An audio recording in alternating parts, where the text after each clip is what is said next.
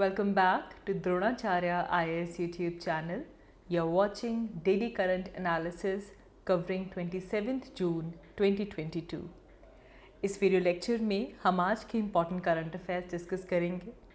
In this video we'll talk about the National Commission for the Protection of Children Rights guideline on the OTT platform. तो recently कुछ new rules issue किए गए हैं by the National Commission for Protection of Child Rights. इन new rules को हम जानेंगे. After that we will talk about Dutch disease. Well, नाम देखने से लग रहा होगा that this is a particular some kind of disease, but no, this topic is important from economy point of view. Recently एक रिसर्च पेपर आया है जिसमें डच डिजीज़ टर्म यूज़ की गई है. So it is important from growth and development point of view. We'll understand more about Dutch disease in this video. And then finally we'll talk about Alzheimer's disease. Well, here we are talking about Alzheimer's and कुछ experimental drugs के बारे में हम यहाँ पे बात करेंगे. So we'll talk about Alzheimer's disease as well. Then we'll talk about autism spectrum disorder. तो कुछ new research हुई है with children who have autism spectrum disorder. उस रिसर्च की हम यहाँ पे बात करेंगे. Will learn more about the ASD, autism spectrum disorder. And then lastly will talk about vertical launch short range surface to air missile. So this is important from defence point of view. These are some of the topics that we are going to cover in this video. So let's begin with it. So starting with our first article, which is important from polity and governance point of view. So, National Commission for the Protection of Child Rights guidelines on OTT platform. So, these new rules, these new guidelines, they are basically to protect the rights of children who are working on OTT platform. OTT platform में जो बच्चे participate करते हैं, काम करते हैं, उनके rights की प्रोटेक्शन के लिए national Commission for the protection of Child rights इन्होंने न्यू रूल्स इशू किए हैं. So in this video we'll learn about these rules. तो ये जो new guidelines National Commission for Protection of Child Rights ने जो इशू की हैं, इसका टाइटल है the guidelines to regulate child participation in entertainment industry. ये 2011 के अंदर सबसे पहले रिलीज़ की गई थी.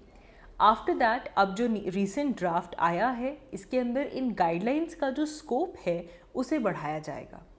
पहले जो एंटरटेनमेंट इंडस्ट्री थी उसका स्कोप बढ़ाकर अब इसे सोशल मीडिया और OTT प्लेटफॉर्म तक लेकर जाएगा. And this is for the first time which is happening. तो ये नई गाइडलाइंस नहीं है. 2011 में we had the guidelines to regulate the child participation in entertainment industry, but अब इसका स्कोप बढ़ा दिया गया है. अब इसमें सोशल मीडिया और OTT प्लेटफॉर्म्स इंक्लूड होंगे. नाउ जो न्यू गाइडलाइंस हैं इसके अंदर TV programmes, reality shows, some news and informative medias, some movies and any content on OTT platform, social media, performing arts, even advertising, किसी भी तरह की अगर बच्चे की इन्वॉल्वमेंट होती है in any kind of commercial entertainment activities, so that will be covered under this new guidelines. Now here if we talk about child protection, तो पहला एस्पेक्ट यहाँ पे आता है अबाउट द हेल्थ. तो पहली चीज़ ये है that the minor below the age of 6 years shall not be expose to any harmful lighting or any irritating or contaminated cosmetics. तो किसी माइनर जिसकी एज 6 years से कम है, उनको आप किसी हार्मफुल लाइटिंग के कॉन्टैक्ट में नहीं ले जा सकते. कोई भी इरिटेटिंग या कंटामिनेटेड कॉस्मेटिक्स उन पर यूज़ नहीं किया जाएगा. Children can not be shown imbibing alcohol, smoking or using any other substance, or is shown to be indulging in any sort of antisocial activities or any delinquent behavior. So that is also prohibited. Then no child can be engaged in any situation involving nudity. तो ये health point of view से इन बातों का ध्यान रखना होगा.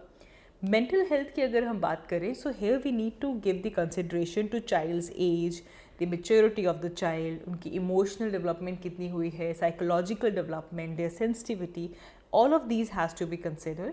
And the child can not be expose to ridicule or insult or discouragement, किसी तरह का harsh comment or any behaviour that could affect his or her emotional health. तो यहाँ पे हेल्थ ओवरऑल और मेंटल हेल्थ और इमोशनल हेल्थ की बात चाइल्ड प्रोटेक्शन के अंदर कवर की गई है। देन इसके बाद यहाँ पे नई चीज़ आती है which is producers responsibility.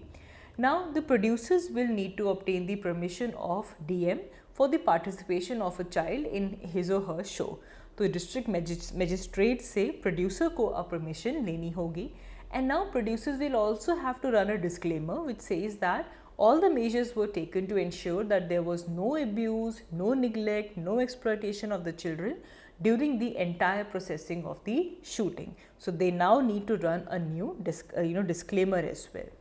Now the producer also needs to ensure that child's education under Right to Education Act is also going on. तो ये प्रोड्यूसर की रिस्पॉन्सिबिलिटी दे दी गई है।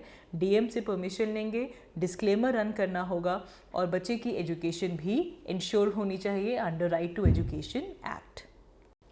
प्रोड्यूसर के रोल के बाद अगर हम गार्डियन के रोल की बात करें, so at least one parent or a legal guardian or the known person has to be present during a shoot. For infant, a registered nurse needs to be present along with the parent or the legal guardian. And at least 20% of the income which is earned by the child for the production or any event shall be directly deposited in a fixed deposit account in a nationalized bank in the name of the child. तो 20% income fix deposit के तौर पे बच्चे के account में जानी चाहिए and which can be credited to the child on attaining the age of majority. तो जो भी कंटेंट क्रिएट किया जाएगा by the family or by his guardian और तो उसको you should be treated as the children working in family enterprise and it is provided under children labour and adolescent labour act 1986। Then यहाँ पे penalty भी है। इस draft के अंदर काफ़ी स्ट्रिंजेंट पीनल प्रोविजंस भी डाले गए हैं for those who violate these guidelines and it even includes imprisonment. Now we need to understand the significance of it. ये न्यू गाइडलाइंस की ज़रूरत क्या है? See right now if we see तो childrens are now being used in videos all across the social media and even in the content on OTT platform. तो इससे पहले जो गाइडलाइंस थी उनके अंदर इन चीज़ों को सोशल मीडिया और OTT प्लेटफॉर्म्स को इंक्लूड नहीं किया गया था and they were out of the scope of it. But as we see the influence and the scope of internet as it is increasing, so in that manner we had to include these things जिनको अब include किया गया है। Also parents who are using their children to make money, they have to be held accountable. Then there are some different acts which protect children, जैसे कि juvenile justice act आ जाता है, child labour act, protection of children from sexual offences, information technology rules guidelines, ये सब already other बाकी जो acts हैं उनको रिकग्नाइज करना भी ज़रूरी है। एंड इन प्रोविजन जो एक्ट्स हैं इनके प्रोविजंस भी इन गाइडलाइंस के अंदर इंक्लूड किए गए हैं। तो चाइल्ड प्रोटेक्शन के लिए जो बाकी एक्ट्स हैं उनको भी यहाँ पे रिकग्नाइज किया गया है। ऑल्सो अगर कोई मॉनिटरिंग मैकेनिज्म नहीं होता तो ऐसे केस में किसी भी इंडस्ट्री की अगर हम बात करें so children they are at a grave risk of exploitation, क्योंकि they lack that legal right to the earning they generate. So therefore there is a risk of exploitation कि जो भी वो अर्निंग्स जनरेट कर रहे हैं देयर इज़ दैट उनके exploitation की जा सकती है। सो ताकि वो ना हो, सेफ वर्किंग कंडीशंस हों and there is adequate protections via labour law, तो वो सब यहाँ पे इंक्लूड किया गया है। Also the children they are participating in an adult oriented industry. तो बहुत बार ऐसा होता है कि children they are expose to unsuitable, anxiety inducing and sometimes dangerous operational hazards and situations. तो ऐसे केस के अंदर भी they need some protection. And children they are also susceptible to plethora of other crimes जैसे sexual exploitation, child trafficking, bonded labour. तो इन सब से बचाने के लिए ये जो गाइडलाइंस हैं उनकी प्रोटेक्शन के लिए, उनकी एक्सप्लॉयटेशन ना हो, इनकी ज़रूरत थी। After this comes Dutch disease. So as we said, this is important from economy point of view. Well, recently एक research paper आया है जिसका title है 40 years of Dutch disease literature, lessons for developing countries. This was published by Edouard Mayen and Michael Gaujon. तो यहाँ से term आती है Dutch disease. So we will understand in this video what is Dutch disease. तो सबसे पहले meaning से शुरुआत करते हैं। सो इकोनॉमिक्स में डच डिजीज़ एक फिनोमेना है where in country witnesses uneven growth across the sectors, and this is because of the discovery of natural resources, especially large oil reserves. तो अगर कोई ऐसा कंट्री है जहाँ पे बहुत ही अनइवन ग्रोथ हो रही है across this sectors and that is basically because of discovery of natural resource, जैसे कि किसी को लार्ज ऑयल रिजर्व मिल गया, ऐसे केस में कंट्री की जो अनइवन ग्रोथ होती है that is called as Dutch disease. तो इस कॉन्सेप्ट के अकॉर्डिंग क्या है दैट एक कंट्री कोई नेचुरल रिसोर्स डिस्कवर करता है और फिर उसे एक्सप्लोर करना शुरू करता है, रेस्ट ऑफ द वर्ल्ड को बताता है कि ये देखो मेरे पास ये रिसोर्स है, एंड वहाँ से ट्रेड शुरू होता है।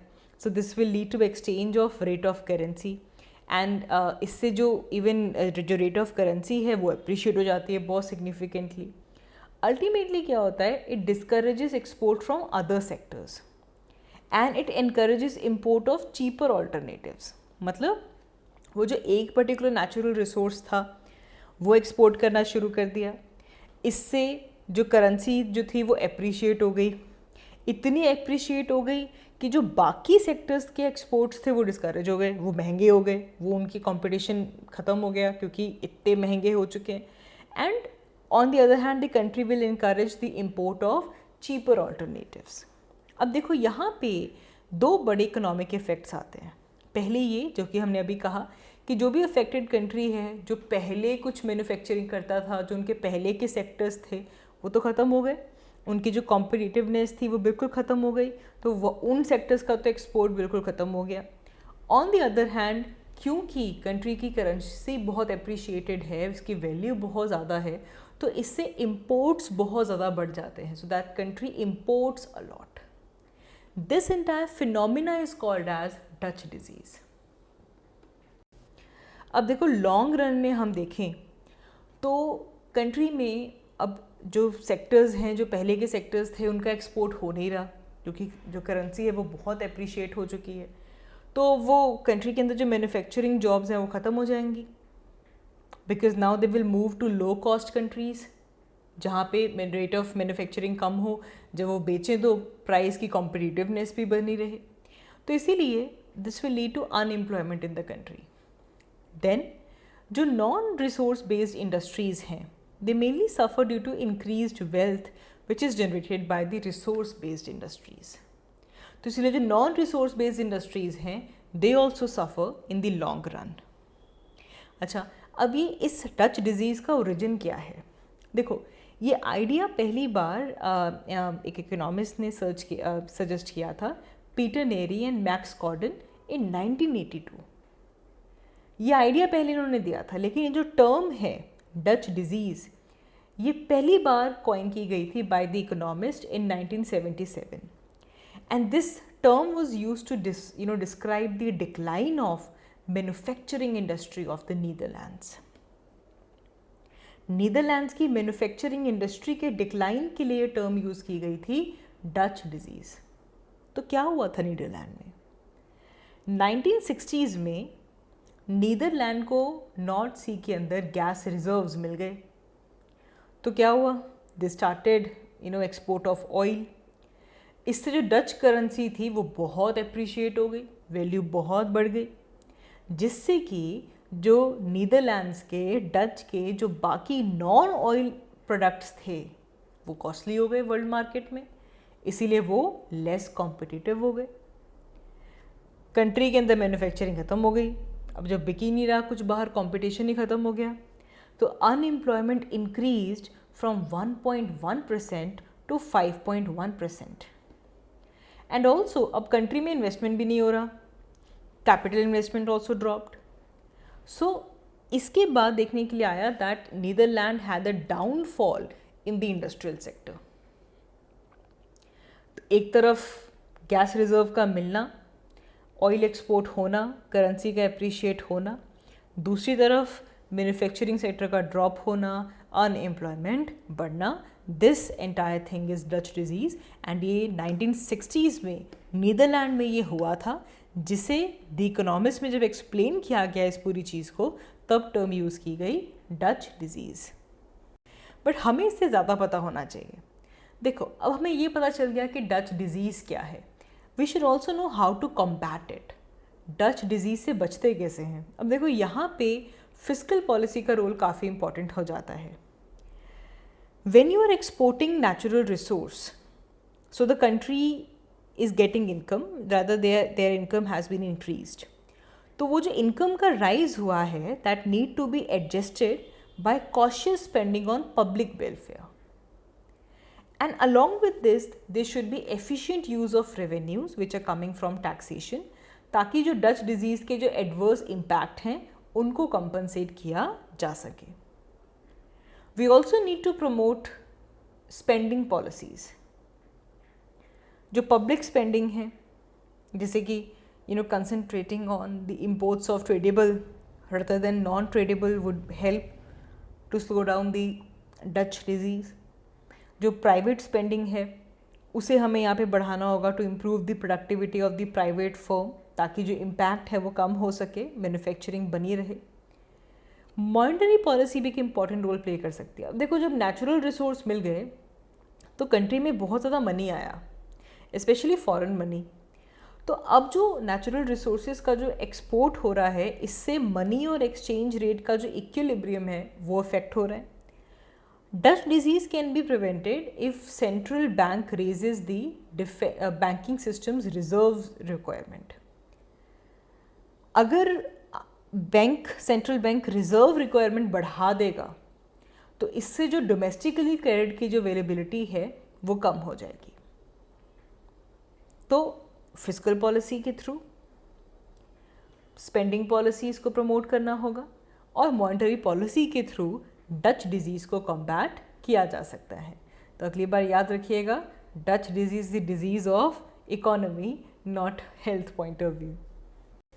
आगे बढ़ते हैं। हमारा next news article Alzheimer's disease के बारे में है। This is important from health point of view. So recently an experimental Alzheimer's drug which aims at slowing or preventing the cognitive decline in people is at risk of developing the disease early has failed in clinical trials. तो एक drug का experiment चल रहा था ताकि वो लोग जिनमें रिस्क है to develop the Alzheimer's disease उसे स्लो डाउन किया जा सके, प्रिवेंट किया जा सके। This drug has failed in the clinical trials. So from here we need to know about Alzheimer's disease. What is the scenario in India? So Alzheimer's disease, it is basically most common type of dementia. इसकी जो disease है ये doctor आलियोल्स Alzheimer ने discover की थी. He examined a memory loss patient's brain after her death in 1906. And in that examination he found some abnormal clumps, some beta amyloid plaque in the brain and some bundles of fibers. जो neurofibrillary tangles होते हैं, they were all present in clumps. So he basically discovered this and the patient had memory loss. Dr. Alois Alzheimer. This disease is a very progressive disease. This begins with very mild memory loss. And this can lead to loss of ability to carry on, conversation and to respond to the environment. It involves the part of the brain that control thought, memory, and language. And it can seriously affect a person's ability to carry out daily activities because they forget. They can't, rememberize it. What's the Indian scenario? See, in India, only 1 in 10 people has dementia, and as they receive any diagnosis or treatment or care for the disease according to the World's Alzheimer's Report 2021. Treatment, there is no cure for Alzheimer's disease as of now. Treatment only addresses some areas, like they help the people to maintain brain health, they to manage the behavioral symptoms or to slow down or to delay the symptoms of the disease. That is what the treatment includes. After this, we have autism spectrum disorder. So new research has been done on some non-humanoid robots, and now they say that the non-humanoid robots can be used to teach children with autism spectral disorder. Robots को use करके autism spectrum disorder के बच्चों को पढ़ाया जा सकता है. This is the new research suggest. So autism spectrum disorder ये एक डेवलपमेंटल डिसेबिलिटी है and it is basically caused by the differences in the brain. So people with ASD, they may behave, they communicate, they interact, and they learn in ways that are different from most of the people. The intervention basically focuses on the autism spectrum disorder children's communication and their gross motor skills. तो study जो की गई हैं तो एक tiny robot use किया गया which was called as Cosmo. They assist the special educators in their verbal lessons on the school premises.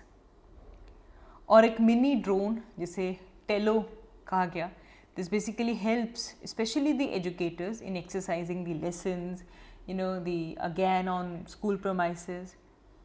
So this Cosmo and the special educator and the autism spectrum, disorder children, they cannot remotely, they connect remotely through the verbal lessons. So the researchers, they basically measured and they compared the learning outcomes with these interventions and without them. And 3 study की गई हैं जिनमें ये दिखाया गया कि students with children with autism, they showed improvement in learning outcomes and reduction in prompts from the special educators, denoting the reduced workload. Also, the autism spectrum disorder है, ये बहुत ही early childhood में शुरू होता है and it eventually causes problems in the functioning in society, जैसे कि socially, mainly in the school or at the workplace, for example. So often children, they show symptoms of autism within first year, and there are small number of children who appear to develop normally in the first year, and then they go a period of regression between 18 and 24 months when they develop the autism. Autism spectrum disorder के अगर हम causes देखें तो कोई भी known single cause नहीं है, because this disorder is very complex and symptoms and जो severity है वो काफ़ी ज़्यादा vary करती है. So there are probably many causes. genetic भी हो सकता है, environmental भी हो सकता है. genetic की अगर हम बात करें कुछ children के लिए जो disorder है, this can be associated with genetic disorder, जैसे कि Rett syndrome, Fragile X syndrome. तो जो mutations होती हैं इससे जो autism का जो risk है वो बढ़ जाता है. When the other genes may affect the brain development or the way the brain cell will communicate, or to determine the severity of the symptoms. But some genetic mutations, they seem to be inherited. Some can be spontaneous. तो genetics का भी एक role हो सकता है. Environmental factors जैसे कि कोई viral infection, कोई medication, any complication during pregnancy, air pollution, क्या इनका कोई रोल हो सकता है टू डेवलप द ऑटिज्म? इसे लेकर रिसर्च करंटली चल रही है. They are exploring about these factors as well. Then lastly, we'll talk about the vertical launch short range surface to air missile. So this was successfully flight tested by DRDO, Defense Research and Development Organization. So we need to know about vertical launch short range surface to air missile. So this missile is designed and developed jointly by 3 facilities of DRDO for the deployment of Indian naval warship. तो इसमें canister system है, which basically mean that it is stored and operated from specially designed compartments. तो जो canister है इसके अंदर is in controlled environment, so it makes its storage and transport easier, and it improves the shelf life of the weapons. Also अगर हम इसकी capability देखें तो इसे इस तरह से डिज़ाइन किया गया है that it can strike high speed airborne target at the range of 40 to 50 kilometre at an altitude of 15 kilometre. इसे अस्त्र मिसाइल के डिज़ाइन के बेसिस पे बनाया गया है, which is beyond visual range air to air missile, but this is surface to air missile. इसकी capability से जो एरियल थ्रेट्स हैं उनको न्यूट्रलाइज किया जा सकता है at a very close range, which even includes sea swimming sea skimming targets as well. जो सी स्किमिंग है, it is use by various anti ships missile and some fighter jets to avoid being detected by the radars on board of the warships. So for this, these assets, they fly as close possible to the sea surface, and thus they are difficult to detect and neutralize. Features अगर हम देखें तो इसके cruciform wings हैं. They are 4 small wings जो कि they are like a cross on all the 4 sides, and they are given this stable aerodynamic posture as well, and they have this thrust vectoring, which is ability to change the direction of the thrust from its engine. तो इससे जो angular velocity है, जो altitude है, वो भी control किया जा सकता है. तो द सिग्निफिकेंस इज़ इम्पॉर्टेंट क्योंकि इसकी सक्सेस से हमारी जो इंडियन नेवल शिप्स हैं उनकी डिफेंस कैपेबिलिटीज़ और भी बढ़ जाती है against the aerial threats as well. So that is all for this video. Thank you so much for watching. I will see you all in my next one. Thank you.